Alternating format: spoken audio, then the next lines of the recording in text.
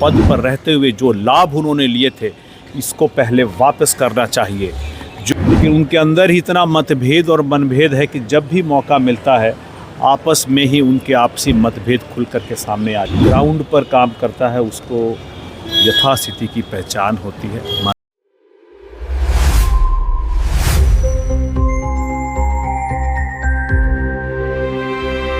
इसको किया है तो मुझे लगता है कि जो अपनी परंपरा रही है पुरानी, जहाँ पर जो राष्ट्रगीत और राष्ट्रगान को लेकर के सरकार ने उसी परंपराओं को आगे बढ़ाया है। यही गीत आज़ादी के समय हमारे जितने भी स्वतंत्रता सेनानी थे सभी को साहस से भर देता था, देश के लिए देशभक्ति से भर देता था।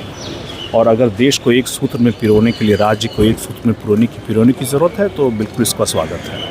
सर, अरविंद केजरीवाल आज कोर्ट का बहिष्कार करके राजघाट जाने वाले हैं। उन्होंने सत्याग्रह मार्ग चुना है, ऐसा उन्होंने कहा है। देखिए, अगर हमारे देश में संवैधानिक जो संस्थान है, आप अगर उसका विरोध करते हुए आप अगर उसका बहिष्कार करते हैं तो आप सीधे सीधे देश के संविधान, बाबा साहब के लिखे देश के संविधान का बहिष्कार करते हैं।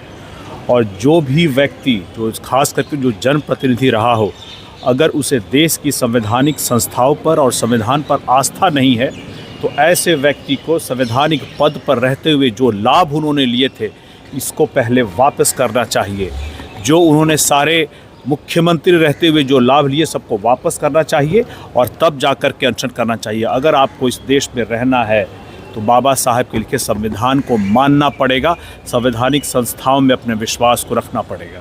बंगाल इलेक्शंस सर अब शुरू होने वाले हैं। दूसरे चरण के जो कैंपेन्स हैं वो ख़त्म हो चुके हैं। प्रधानमंत्री जी ने बंगाली बोल के सर लोगों को वहाँ संबोधित किया है और मैसेज दिया है वहाँ लोगों को। अब जितने भी बंगाल के लोग हैं, जितने भी मतदाता हैं, उनको ध्यान रखना चाहिए कि जब वो वोट करने जाएं तो ज़रूर याद रखें कि आरजी कार की जो घटना हुई थी, आज तक उस पे उनका परिवार न्याय की जो उम्मीद लगाए बैठा था, आज तक अगर वो न्याय नहीं मिला है तो वहाँ के जनता को, वहाँ के वोटरों को ज़रूर सोचना होगा कि ममता बनर्जी जो खुद एक महिला है, लेकिन जिनकी पार्टी महिला सशक्तिकरण, महिला शक्ति वंदन अधिनियम के बिल को पारित नहीं करती है, ऐसे में वहाँ के वोटर आज यह देखें कि आने वाले समय में जब तक न्याय नहीं होगा, जब तक महिलाओं को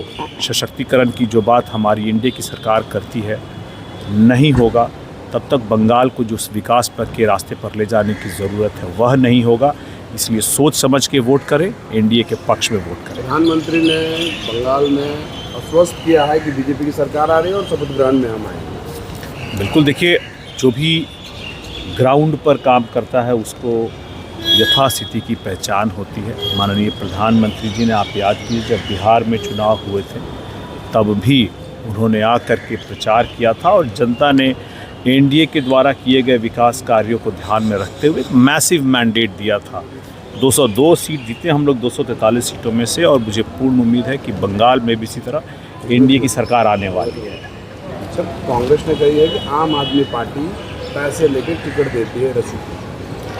अब देखिए, जहां महागठबंधन की बात होती है, सारे विपक्षी दलों की बात होती है, वहां पर आप लोग कांग्रेस पार्टी को और आम आदमी पार्टी को एक साथ एक पेडेस्टल पे खड़ा करते हैं, लेकिन उनके अंदर ही इतना मतभेद और मनभेद है कि जब भी मौका मिलता है आपस में ही उनके आपसी मतभेद खुल करके सामने आ जाते हैं। आप देखिए कि आम आदमी पार्टी में अधिकतर कांग्रेस के लोग ही गए थे, और वही कांग्रेस अब जब आरोप लगाती है तो पूरा विपक्षी जो एकजुटता है, जो एक इकट्ठे रहने वाली बात है, जो एकता है विपक्षी, आज के दिन वो कहाँ चली जाती है। उनको भी अपने राजनीतिक भविष्य के बारे में हिसाब से सोचना चाहिए। Big dreams need the right foundation. At Vidya Vihar Residential School, holistic education goes beyond classrooms. World-class facilities, caring houses, nutritious food, advanced labs, vast playgrounds, and inspiring mentors come together to nurture every child. Here, learning is balanced, values are lived, and every student truly belongs. Vidya Vihar Residential School, where learning transforms futures.